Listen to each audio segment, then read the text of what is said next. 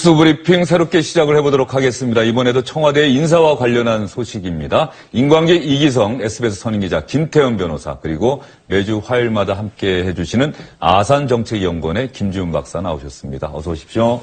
어서 오십시오.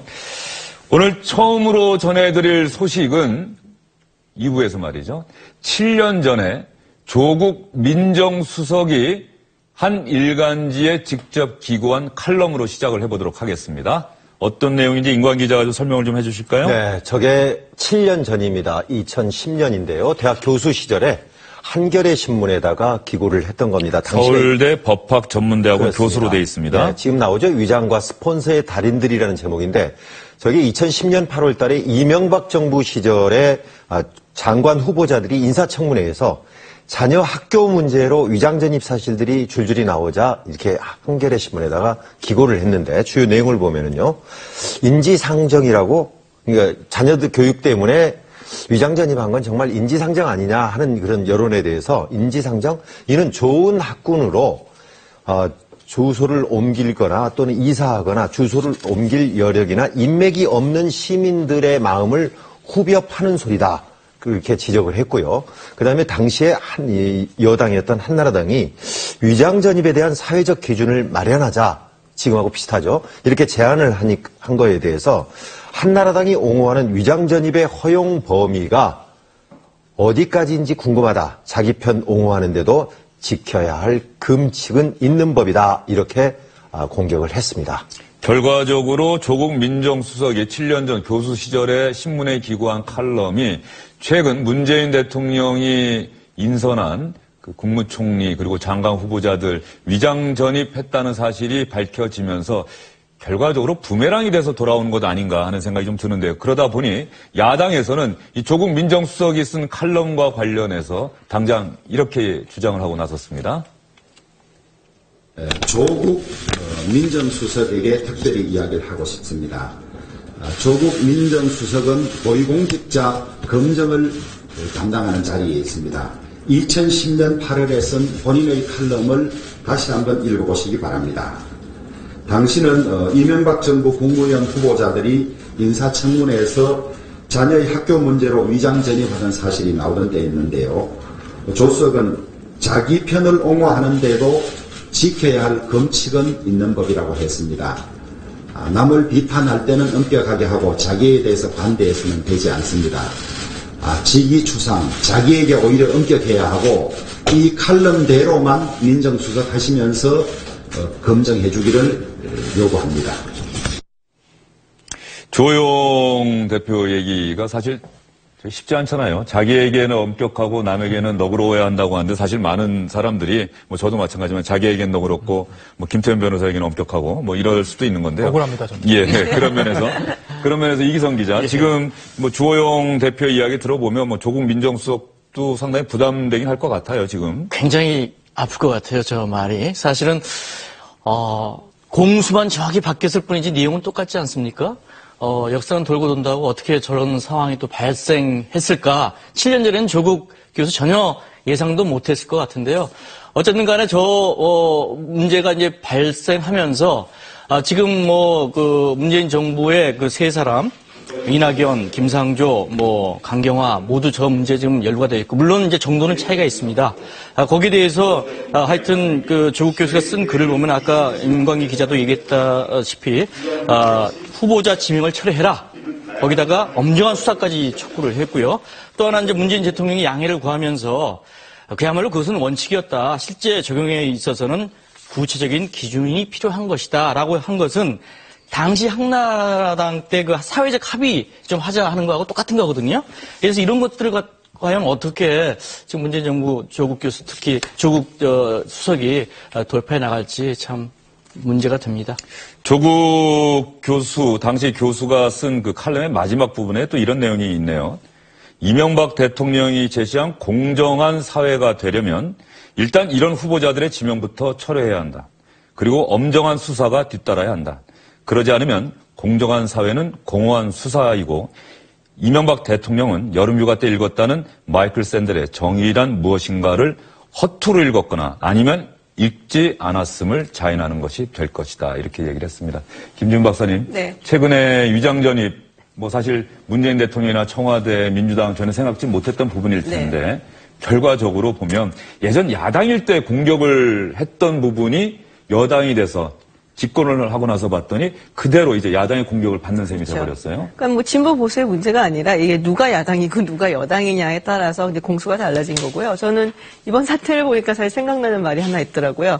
지금은 맞고 그때는 틀리다라고.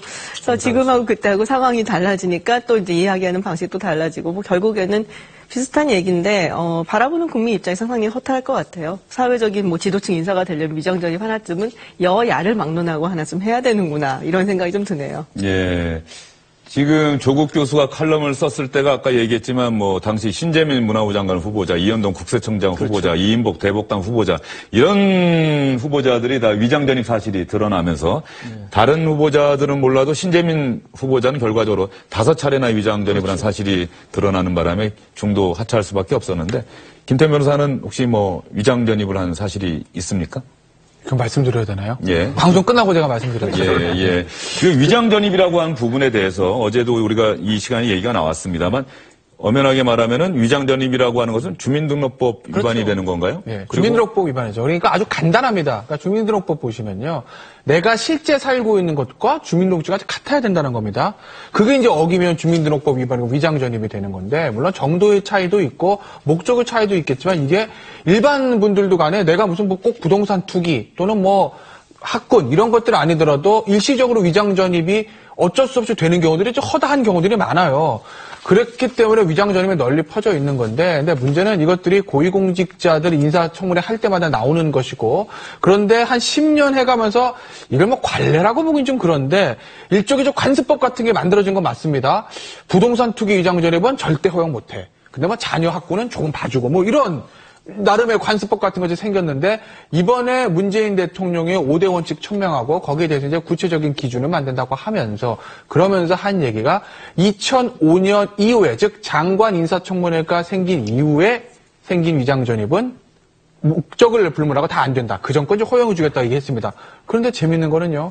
이 기준대로 하면 박근혜 정부와 이명박 정부에서 위장전입도 다른 이유도 같이 병합이 되어 있지만 위장전입을 이유로 낙마한 사람들 중에서 걸려드는 사람은 아무도 없습니다. 그 사람들도 전부 다 2005년 이전에 위장전입을 했던 케이스였습니다. 네. 조국 민정수석 청와대 출입기자들이 아마도 조국 민정수석의 입장을 듣기 위해서 열심히 취재를 하고 있을 것 같은데요. 주영진의 뉴스 브리핑이 끝나기 전 오후 4시 전에 입장 표명이 있을 가능성은 별로 높아 보이지는 않습니다만 어쨌든 조국 민정수석의 이야기 아마 들어봐야 되지 않을까 하는 생각도 좀 드는데요. 여기서 주영진의 뉴스 브리핑에서 한번 같이 시청자 여러분과 함께 생각해 볼 만한 사안인 것 같아서 준비를 한 게 있습니다. 바로 조국 민정수석이 7년 전 칼럼을 썼을 당시 이명박 정부에서 이명박 대통령이 지명한 장관 후보자, 대법관 후보자들이 위장 전입 사실이 드러나서 야당에서 거세게 공세를 취하고 반드시 그만둬야 한다 이렇게 주장을 했더니 당시 청와대와 여당 대표 그리고 야당 최고위원회 어떤 얘기를 했는지 여러분께 들려드리겠습니다. 지금과 정반대라고 생각하시면 틀림이 없습니다. 시스템이 잘못된 상태에서 누가 와서 하더라도 그거는 잘할 수 없기 때문에 지금은 가장 급한 것이 인사 시스템을 청와대 자체 내에서 그걸 고쳐나가는 게 옳다. 수도권에서는 학교 문제 때문에 많은 지역에서 주소는 이쪽에 두고 학교는 다른 쪽으로 가고 명문 학교가 없는 지역은 그런 현상들이 있습니다. 그래서 그런 부분도 여러 가지 고려해서 기준을 마련해 가야 된다고 봅니다. 현재 진행 중인 인사청문회 결과를 참조하고 당정 소통을 통해 의견을 청취한 후 국민 눈높이에 맞춰 인사 기준을 강화해 나갈 예정입니다. 이 정부의 도덕적 불감증을 질책하지 않을 수 없습니다. 더 중요한 것은 청와대가 위장전입에 대해서는 사회적 합의가 필요하다. 교육의 목적으로 위장전입한 것은 다시 생각해야 되지 않느냐 하는 이중잣대에 절망하지 않을 수 없습니다. 서민에게 적용되는 법 따로 있고 장관에게 장관 후보자에게 적용되는 법이 따로 있습니까? 그것이 공정한 사회, 정의로운 사회입니까? 예, 시청자 여러분, 당시 청와대 대변인은 국민 눈높이에 맞춰서 인사 기준을 강화해 나가겠다고 얘기했고요. 여당 대표는 여러 부분 고려해서 기준을 마련해야 한다. 상당히 곤혹스러운 입장이다 보니까 이렇게 얘기를 했겠죠. 그랬더니 야당 의원은 서민에게 적용되는 법 따로 있고 장관 후보자에게 적용되는 법 따로 있습니까? 그것이 공정한 사회, 정의로운 사회입니까? 이렇게 얘기를 하고 있습니다. 임광기 기자. 네. 지금 여당과 야당이 주고받는 공방과 똑같아도 그렇죠. 정말 똑같지 않습니까? 네. 그러니까 결국은 어느 쪽에서 어떤 사물을 보느냐에 따라서 모양이 달라지는 거예요. 그러니까 이게 요즘 막 유행하는 내로남불이 결국은 그거 아니겠습니까? 내가 하면 로맨스고 남이 하면 불륜이라는 게 계속 이게 반복이 되거든요. 그때 당시에도 또 기준을 정하자 이렇게 이야기했잖아요. 근데 지금 수년이 지난 지금에도 똑같은 상황이 벌어지고 결국은 조국 교수도 저는 마찬가지라고 그래요. 우리 흔히 그러잖아요. 축구 해설가 11명이 있으면 월드컵 재패한다고 그래요. 저쪽에서 패스해야지. 이건 잘하는데 신문선 씨가 막상 나가서 뛰면 그만큼 뛸 수 있겠느냐 하는 얘기를 하는데 결국은 기준을 정한다는 것이 분명히 필요하긴 하겠죠. 그런데 기준을 이게 무 자르듯이 딱 이렇게 자르기 어려워요. 그럼 위장전입은 자녀들은 괜찮다고 치자. 그럼 이제 앞으로 자녀 위장전입으로 걸린 사람은 시중에서도 적발이 되더라도 처벌을 하면 안 되죠. 그다음에 장관들에서 만약에 그건 괜찮다고 했을 때 그럼 10번 한 사람도 괜찮을까요? 2번 한 사람은 괜찮고 이런 것들도 굉장히 논란이 될 수밖에 없습니다. 하지만은 결국은 계속 이게 반복이 되니까 기준을 만들긴 만들어야 될 것 같아요. 실제로 주민등록법 위반으로 처벌받는 사례가 많습니까? 아니면 규정은 그렇게 돼 있는데 네. 의외로 별로 없는 편입니다. 저는 사실 주변에서 주민등록법 위반으로 처벌받은 사람 본 적은 없어요. 그러니까 물론 그것들이 많이 걸리는 경우가 아마 예비군일 그렇죠. 거예요. 예비군 예. 훈련 통지서 주러 갔는데 거기 살지 않아서 예. 뭐 확인해봤더니 왜 실제로 안 살고 있다. 그래서 처벌받는 경우가 예비군 말고는 특별히 없는 건 아니에요. 아니 근데 사실은 이제 예비군뿐만 아니라요. 예를 들면 뭐 우리가 이제 검찰청에 출두할 때 뭐 피의자 그렇죠. 통지라든지 그런 경우도 있겠죠. 법원에서 예를 들어서 이제 소장 같은 거 받을 때도 가봤더니 주민등록지로 갔더니 없네. 그럼 나중에 이제 주소 바꿔가지고 다시 보정해가지고 도달하는 경우도 있거든요. 그런 경우들이 사실 대부분 다 어떤 목적인지 모르겠지만 주민등록법 위반인 거죠. 목적은 다 다르겠지만. 그런데 실제로 주민등록법 위반 이게 주민등록법이 뭐 사문화됐다는 얘기는 아닌데 이게 너무 광범위하게 퍼져 있다 보니까 여기까지 다 법에 잣대로 나서 그래? 당신 그러면 피의자 출석 통지 못 받았어? 주소지는 거기다 딴 데 살고 있는데 주민등록법 위반 추가 이렇게 하는 경우들은 거의 없거든요. 그 정도로 약간 어떻게 보면 법의식이 조금 일반 사회에서도 좀 이거에 대한 어떤 심각성 같은 걸 인식하지 못하고 있다고 봐도 무방할 것 같습니다. 김준 박사님, 네. 사실 이 부분은 말이죠. 그러니까 정권이 바뀌기 이전에 여당과 야당의 시각이 있었어요. 네. 지금과는 정반대죠. 그런데 이제 정권이 바뀌고 나니까 여당과 야당의 시각이 정반대 180도로 바뀌어버려요. 그래서 이때 나올 수 있는 얘기가 그 여당과 야당이 주장하는 기준, 이 기준을 좀 적절히 절충해서 거기서 기준을 마련하면 어떻겠느냐 이런 얘기도 나올 수 있을 법한데 어떻게 생각하십니까? 근데 그 기준을 마련한다는 게 정말 애매하잖아요, 사실은. 그리고 굉장히 많이 나오는 얘기가 뭐 부동산 투기 목적이 아니라 자녀의 학교 문제 때문에 그랬다. 그런 거는 좀 인지상정으로 봐주자라는 얘기들이 있는데, 그걸 왜 봐줘야 되는지 저는 잘 모르겠고요. 그럴 때만 나온 얘기가 무슨 맹모 삼천지교 이런 얘기를 하시는데, 맹모는 위장전입을 안 했죠. 직접 이사를 갔었죠. 그러니까 그것도 사실 말이 안 되는 거고요. 뭐 불특이한 경우에 위장전입이라 붙이기 뭐한 주소지를 옮긴 경우는 있습니다. 맹자의 어머니는 위장전입이 아닌 거죠. 그렇죠. 그냥 가서 산 가서 이사를 거니까. 한 거니까 그건 예. 위장전입이 아니죠. 예. 그래서 거기다 빗대는 건 말이 안 되는 얘기고요. 기왕의 공직자를 위한 어떤 기준을 마련한다면은 좀 엄격한 잣대를 마련을 하는 것이 맞다고 봅니다.